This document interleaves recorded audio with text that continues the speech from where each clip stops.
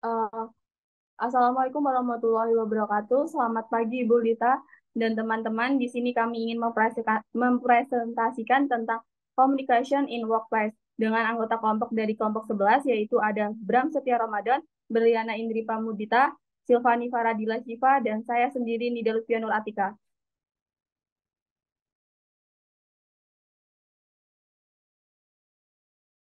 Oke, mungkin selanjutnya akan ada materi dari saya.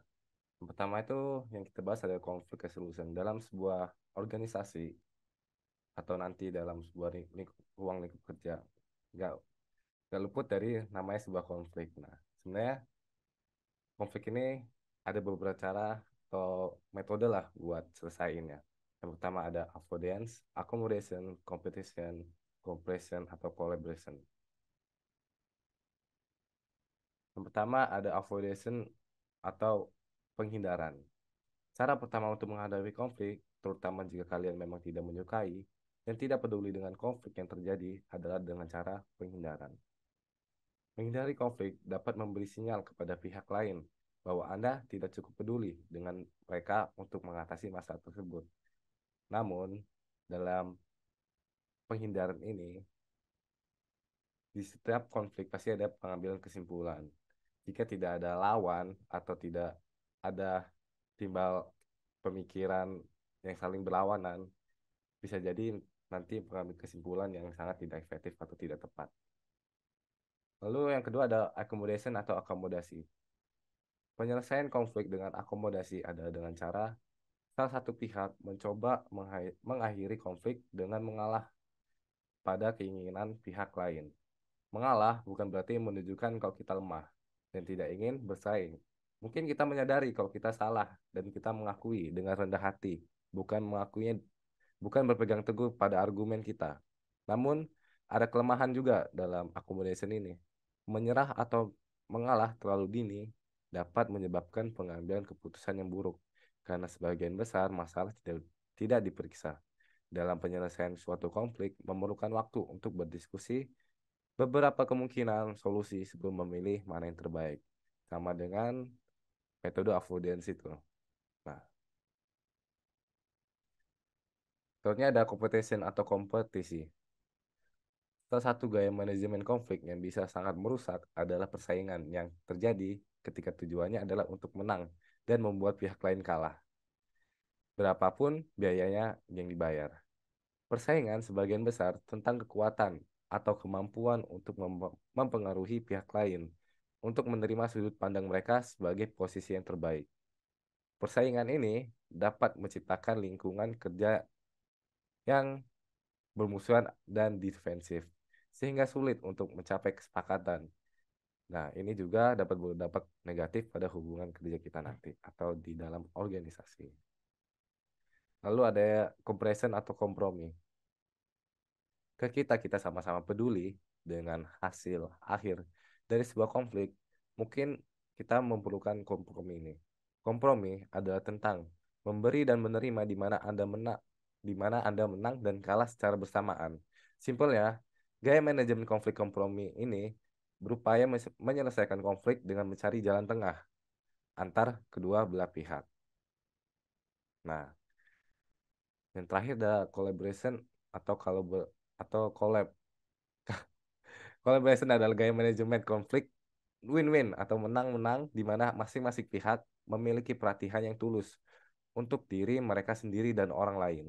Nah, berbeda dengan kompromi yang tadi, kompromi yang berarti menang dan kehilangan sesuatu. Sedangkan ber- berkolaborasi berarti meluangkan waktu untuk menemukan solusi yang nyaman bagi kedua belah pihak. Mungkin dari seluruh gaya metode conflict resolution tadi, mungkin yang terbaik bisa dibilang adalah collaboration ini.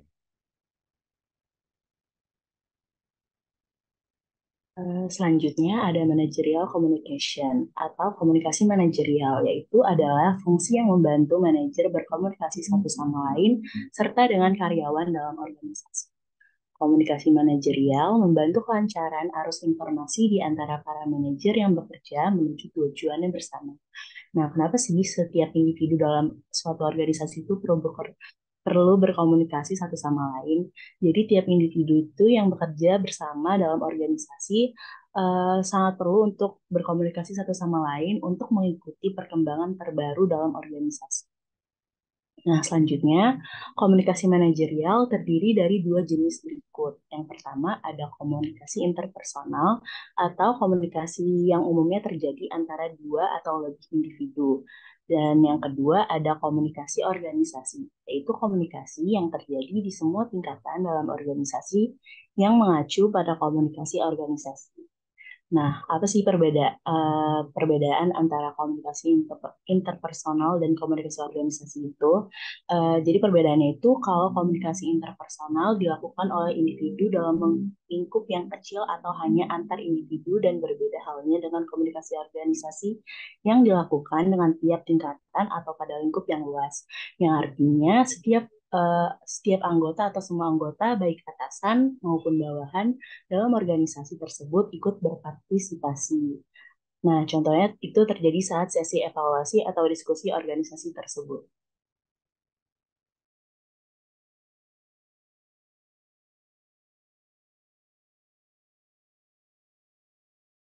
Cara komunikasi manajerial itu seorang manajer yang sukses adalah orang yang berkomunikasi secara efektif dengan bawahannya.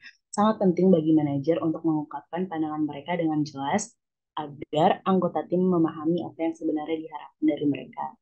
Nah, pesan atau informasi yang disampaikan harus jelas dan dapat dipahami dengan baik dalam komunikasi yang efektif. Biasanya ada tiga cara di mana manajer berkomunikasi di antara mereka sendiri dan dengan bawahan mereka. Yang pertama ada komunikasi lisan, yang kedua ada komunikasi tertulis, dan yang ketiga ada bahasa tubuh. Nah, bahasa tubuh ini biasanya berupa eh, ekspresi wajah, tatapan mata, atau gerakan tubuh.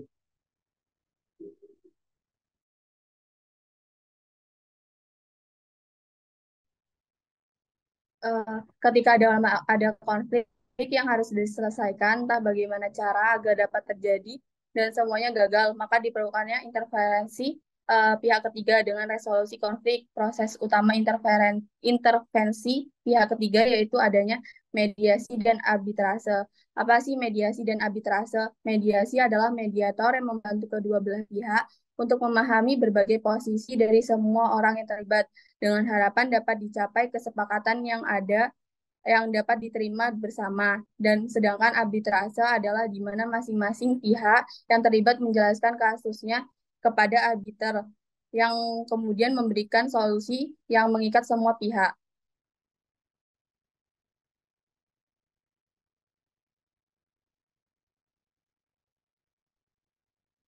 Pada saat melakukan mediasi diperlukan sang mediator yang harus memiliki kualitas khusus, contohnya yaitu memiliki keterampilan interpersonal yang sangat baik, keterampilan mendengarkan yang baik, ketidakberpihakan dan kemandirian, keterampilan konseling, coaching, dan mentoring, fleksibel, serta kesabaran. Ada 4 langkah dalam melakukan proses mediasi, yaitu pembukaan melalui mediasi. Yang pertama itu peran mediator dan proses yang diusulkan harus memulai proses penyelesaian. Aturan ini harus disepakati bersama dengan bagaimana para pihak akan berhubungan satu sama lain dan bagaimana harus saling menghormati dan tidak saling menyalahkan. Yang kemudian ada 2 fase penemuan awal. Dalam fase ini kebutuhan masing-masing pihak, aspirasi dan keprihatinan disajikan. Kesalahan persepsi diklarifikasi. Kemudian yang ketiga ada kompromi. Setelah kedua belah pihak menguraikan dan dievaluasi, kemungkinan terjadinya tawar-menawar dapat disarankan dan ditinjau. Kemudian yang keempat yaitu tutup kesepakatan dapat dituangkan di dalam kertas atau diterima secara lisan.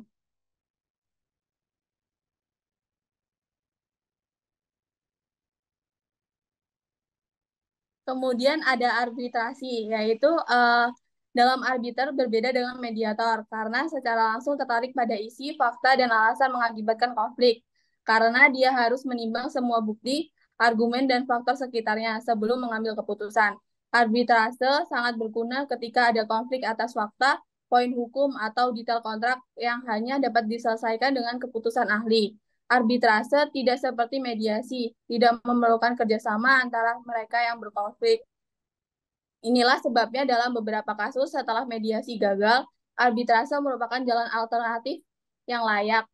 Dalam Adapun keuntungan dalam arbitrase yaitu kedua belah pihak menempatkan kasus mereka secara terbuka.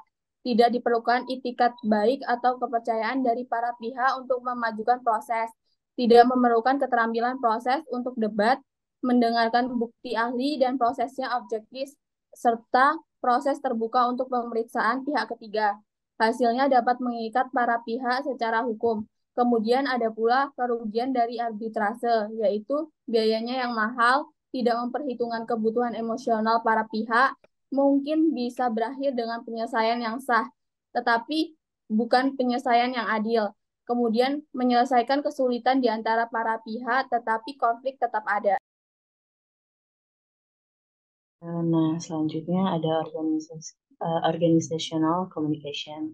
Nah, tanpa komunikasi organisasi akan sangat sulit untuk mengetahui apa itu organisasi, mengapa organisasi itu ada, siapa pelanggannya, bagaimana pekerjaan diselesaikan, siapa yang memiliki wewenang atas orang lain, dan sebagainya. Komunikasi organisasi berfungsi sebagai perekat yang menyatukan semuanya. Yang menyatukan semuanya itu tidak memandang kedudukan baik atasan maupun bawahan. Dari komunikasi itulah tiap anggota bisa menjadi kenal lebih dekat satu sama lain atau komunikasi yang berkaitan tentang organisasi yang dijalankan sehingga bisa menambah wawasan tiap anggota. Nah, ada dua jenis bisnis komunikasi yang diperhatikan, yaitu komunikasi eksternal adalah komunikasi antara anggota organisasi dan pihak eksternal seperti pelanggan, produsen, pemegang saham, investor, dan masyarakat umum. Dan yang kedua ada komunikasi internal, yaitu organisasi yang memfasilitasi arus informasi di antara anggota organisasi.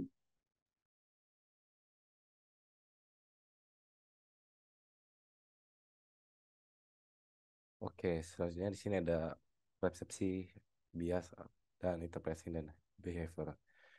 Dalam organisasi yang kompleks dan beragam saat ini, jarang sekali kita menemukan dua orang yang melihat dunia dengan kacamata yang sama. Bisa dikatakan bahwa setiap individu hidup di dunia mempunyai persepsinya sendiri, yang dalam beberapa hal sangat berbeda dari dunia nyata. Persepsi atau proses di mana individu secara mental mengatur informasi sensorik di lingkungan mereka untuk memberinya makna dapat membantu kita memahami mengapa segala sesuatu tidak selalu yang terlihat. Atau simpelnya persepsi adalah proses observasi dan interpretasi. Nah, konsep penting lainnya untuk membantu kita memahami interpretasi kita adalah bias.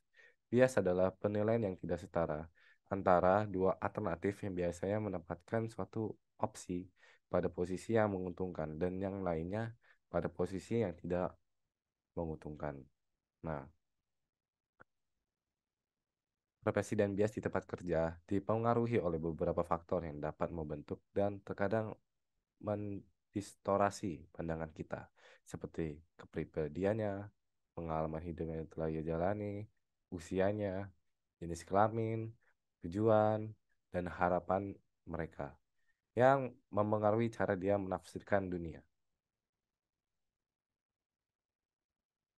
Di tempat kerja, persepsi orang tentang satu sama lain dapat secara signifikan mempengaruhi cara organisasi beroperasi. Dalam pelajaran ini, kita akan terus membahas persepsi dan bias yang berkaitan dengan bagaimana kita menginterpretasikan perilaku orang lain. Nah, teori atribusi menunjukkan bahwa ketika kita menilai perilaku seseorang, pertama-tama kita mencoba untuk menentukan apakah itu disebabkan oleh sesuatu yang internal atau eksternal pada individu tersebut. Penyebab internal berada dalam kendali individu dan penyebab eksternal terjadi di luar kendali individu. Misalnya, salah satu karyawan di perusahaan Anda, misalnya Anda ketika jadi bos, karyawan tersebut terlambat 20 menit untuk bekerja. Nah, Anda memiliki opsi untuk menghubungkan keterlambatan dengan karyawan yang tetap keluar larut malam dan tidur berlebihan yang merupakan penyebab internal, atau Anda dapat menghubungkan dengan lalu lintas yang buruk pada perjalanan karyawan ke tempat kerja yang merupakan penyebab eksternalnya. Lalu, pernahkah Anda memperhatikan bahwa kita memiliki kecenderungan untuk menganggap perilaku orang lain sering disebabkan oleh keputusan mereka sendiri dan bukan keadaan di luar kendali mereka? Itu berkaitan dengan teori atribusi mendasar yang menegaskan bahwa kita cenderung meremehkan pengaruh faktor eksternal dan melebih-lebihkan pengaruh faktor internal. Ironisnya, kita melakukan sebaliknya saat menilai perilaku kita sendiri.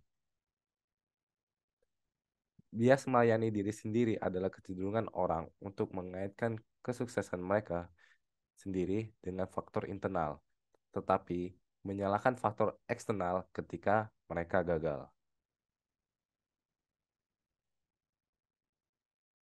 Oke, selanjutnya yaitu komunikasi proses. Nah, apa aja sih yang harus dibutuhin dalam proses komunikasi ini? Ada beberapa elemen penting dalam proses komunikasi. Yang pertama ada sender, message, receiver, dan hal lainnya kayak elemen encoding, sama decoding, dan feedback. Nah, yang pertama di sini adalah sender. Nah, sender ini dia yang punya suatu ide atau gagasan yang nantinya gagasan atau ide ini akan dibuat melalui proses encoding dengan cara ditulis atau lewat lisan. Nah, nantinya uh, ide atau gagasan tersebut akan berbentuk menjadi pesan atau message. Setelah itu, pesan itu akan didecoding atau disampaikan dan diterima serta dipahami lewat proses mendengarkan maupun membaca oleh si receiver atau si yang penerima pesan. Nah, dalam proses komunikasi ini, feedback itu sangatlah penting. Kenapa?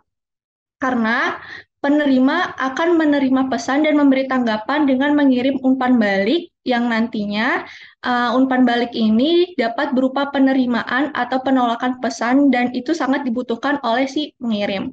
Adanya umpan balik ini membuat komunikasi sama-sama memahami pesan apa yang sedang dibahas.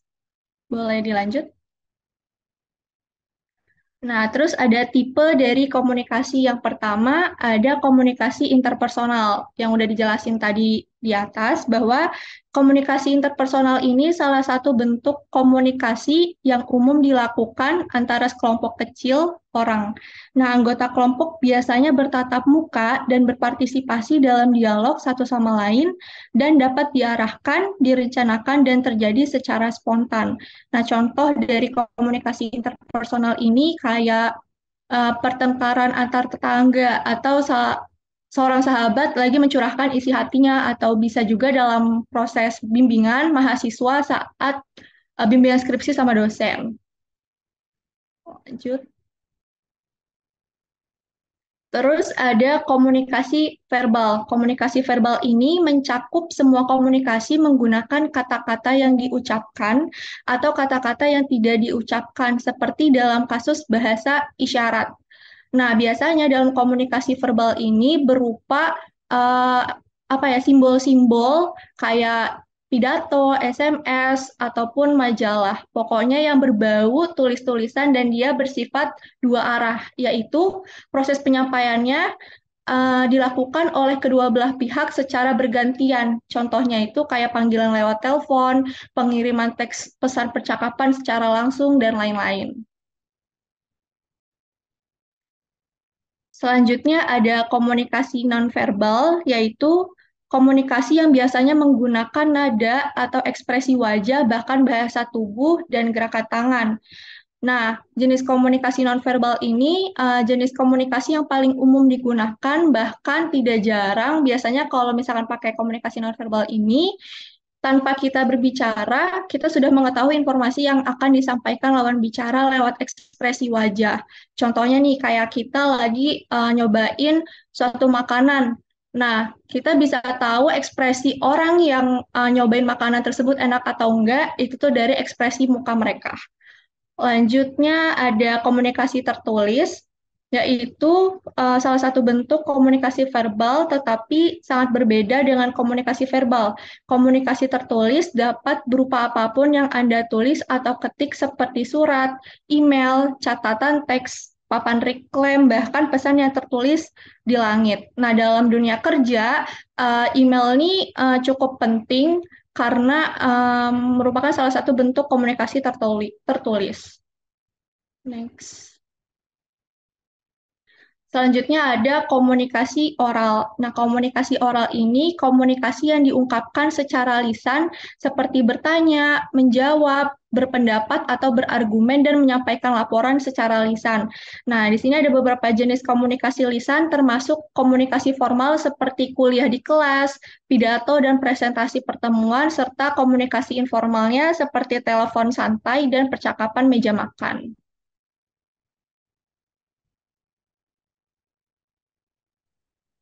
Sekian presentasi dari kami mengenai komunikasi in workplace. Jika ada kesalahan, saya mohon maaf. Saya akhiri. Wabillahi taufiq wal hidayah. Wassalamualaikum warahmatullahi wabarakatuh.